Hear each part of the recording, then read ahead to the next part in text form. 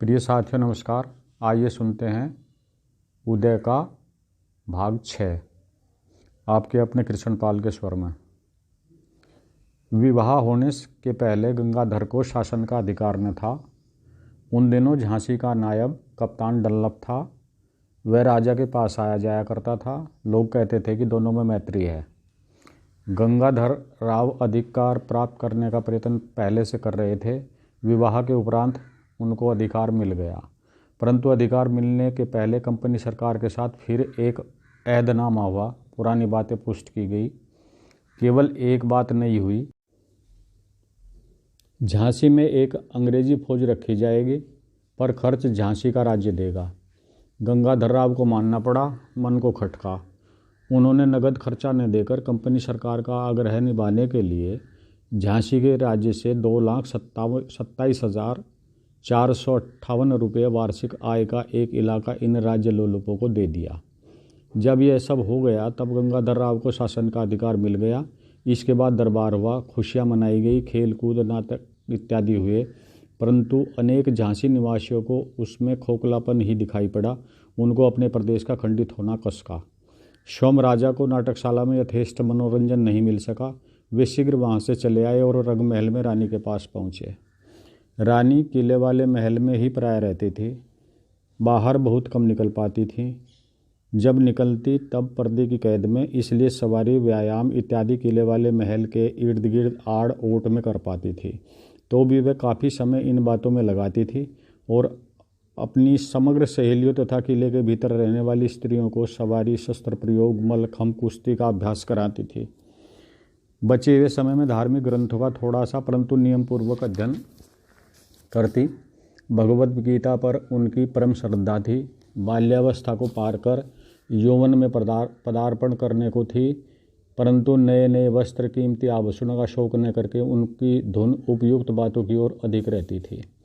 झांसी आने के बाद चपल, सुखी मनु के में एक परिवर्तन धीरे धीरे घर करता जा रहा था। अब वह उतना नहीं बोलती थी। रानी लक्ष्मीबाई में गंभीरता घर करती जा रही थी और क्रुद्ध हो जाने की वृत्ति तो और भी अधिक शीघ्रता के साथ घुलती जा रही थी। व्यंग करने की इच्छा जरूर कुछ बढ़ती जा पर थी, परंतु वह सहज, सरल, भव्य, दिव्य मुस्कान सदा साथ रही और चित्त की दृढ़ता तो पूर्वजन्मों से संचित होकर अब मानो छठी के दिन ही ब्रह्मा ने पूरी समूची उनके हिस्से में रख दी थी। रंगमहल में आने पर रानी ने गंगाधर राव का सत्कार जैसा कि हिंदू नारी और पत्नी कर सकती हैं किया। राजा अपने भावों को छिपाने में असमर्थ थे। उनको इसका अभ्यास न था। चेहरे पर रुखाई थी और आंखों में उदासी। रानी ने कहा, आज आप नाटकशाला से जल्दी लौट आए, खेल अच्छा नहीं हुआ क्या? राजा बोले, खेल तो अच्छा होता है, मन नहीं लगा। एक नए खेल की तैयारी के लिए कह आया हूँ। रानी, कौन सा? राजा, मृच्छकटिक। रानी, यह क्या है? राजा, शूद्रक कवि ने संस्कृत में लिखा है, मैंने हिंदी में उल्था करवाया है। चारुदत्त ब्राह्मण और वसंत सेना के प्रेम की अद्भुत कहानी है, आप देखने चलोगी? रानी, नहीं। राजा, घोड़े की सवारी, कुश्ती, मल्लखंभ के सिवाय आपको और कुछ भी पसंद है या नहीं? रानी, अवश्य। सहेलियों को अपना सा बनाना, उनको अवसर कुअवसर पड़े पुरुषों की सहायता करने में पीछे पैरने देने की सीख देना, घर की सफाई, स्वच्छता इत्यादि बनाए रखना काफ़ी काम है। राजा, इन सब को मोटा तगड़ा बनाकर आप क्या करने जा रही हैं? रानी, अभी तो मुझको भी नहीं मालूम, पर देह और मन को सबल बना लेना क्या कोई कम महत्व का काम है? राजा, व्यर्थ है। घर का ही इतना काफ़ी काम स्त्रियों के लिए संसार में है कि उनको घुड़सवारी इत्यादि की ओर खींच ले जाना, फोड़ बनाना है। रानी, और नाचना गाना? राजा, अकेले में सभी स्त्रियां नाचती गाती हैं, परंतु यदि वे इन विद्याओं को ढंग से सीख लें तो शरीर और मन दोनों के लिए काफ़ी कसरत पा सकती हैं। रानी, हाँ, स्वराज स्थापित है, अब सिवाय हंसने खेलने के नर नारियों के लिए और काम ही क्या बचा है? देखिए ना कि साराम के साथ झांसी राज्य का 5 से अधिक अंग्रेजों के हाथ में दे दिया गया। आपका वह मित्र गार्डन भी नाटकशाला में आता होगा। राजा, अंग्रेज लोग खूब हंसते खेलते और नाचते हैं। रानी, और नाचते गाते ही पूरे हिंदुस्तान को रोदते चले जाते हैं। खेल तो बढ़िया है। राजा, हमारे यहाँ फूट है, गांव गांव में उपद्रवी, डाकू और बटवार भरे हुए हैं। अंग्रेज़ों के पास हथियार अच्छे हैं, इसलिए उन्होंने राज्य कायम कर लिया। रानी, नाटकशाला में जो हथियार बनते हैं उनसे क्या अंग्रेज नहीं हराए जा सकते? राजा को यह व्यंग अखर गया, पर जिस मुस्कान के साथ वह निःशर्त हुआ था वह आकर्षक थी। साथ ही मोतीबाई, जूही इत्यादि कल्पना में बिजली की तरह कौंध गई और आगे आने वाले मृच्छकटिक नाटक के अभिनय ने एक उमंग पैदा की। रानी की मुस्कान का आकर्षण उसी अक्षण तिरोहित हो गया और उसके साथ ही उठता हुआ क्षोभ। बोले, आप कभी कभी बहुत कड़ी चोट कर बैठती हैं। रानी ने अदम्य भाव से कहा, आपके यहाँ के भाट क्या केवल प्रशंसा और यशगान ही करते हैं या कभी कभी कड़खा भी सुनाते हैं? राजा का क्षोभ उमड़ा, परंतु उन्होंने उसको वहीं का वहीं दबाने का प्रयत्न किया और विषयांतर करते हुए बोले, हमारे यहाँ कवि, चित्रकार इत्यादि अनेक कलाकार हैं। रानी ने भी बात ने बढ़ाते हुए पूछा, कवि कौन है और क्या करते हैं?